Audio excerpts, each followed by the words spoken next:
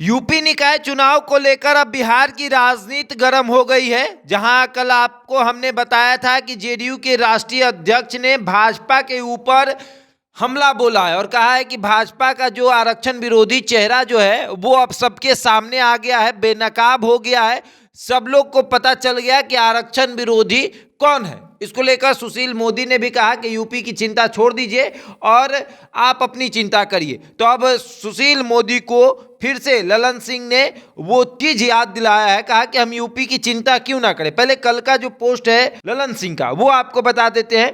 पहले आया कि बिना ओबीसी आरक्षण के यूपी में तय समय पर चुनाव होगा, ये इलाहाबाद हाईकोर्ट ने आदेश जारी किया। इस पर ललन सिंह ने बीजेपी पर हमला बोलते हुए लिखा कल कि बीजेपी का आरक्षण विरोधी चेहरा उजागर हो गया है। बीजेपी शासित राज्यों में आरक्षण का यही हश्र है।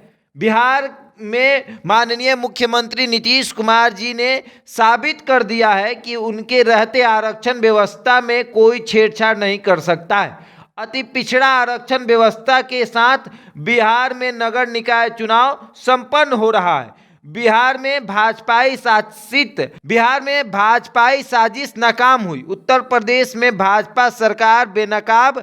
स्पष्ट है कि इनके नेता श्री नरेंद्र मोदी जी का पिछड़ा चेहरा बनावटी और केवल दिखावे का है। तो इस पर सुशील मोदी ने भी कहा था कि आप अपनी चिंता करिए। तो आज फिर जेडीयू के राष्ट्रीय अध्यक्ष ने सुशील मोदी को कुछ याद दिलाया है। उन्होंने लिखा है कि सुशील मोदी जी यूपी की चिंता क्यों ना करें। बिहार में नगर निकाय चुनाव में अति पिछड़े वर्ग के आरक्षण को समाप्त करने का षड्यंत्र और साजिश करते वक्त अपने बयानों को अध्ययन कीजिए।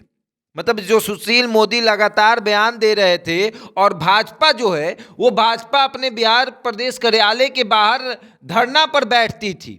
ये चीज ललन सिंह जो है वो याद दिला रहे हैं। और उसके बाद लिखते हैं सर्वोच्च न्यायालय गए बिना श्री नीतीश कुमार जी समय पर अति पिछड़े वर्ग के आरक्षण व्यवस्था के साथ चुनाव संपन्न करवा रहे हैं, जबकि अति पिछड़ा आरक्षण समाप्त करवाने और चुनाव रुकवाने के लिए बीजेपी ने सर्वोच्च न्यायालय का दरवाजा तक खटखटाने की साजिश रची, लेकिन असफल रहे।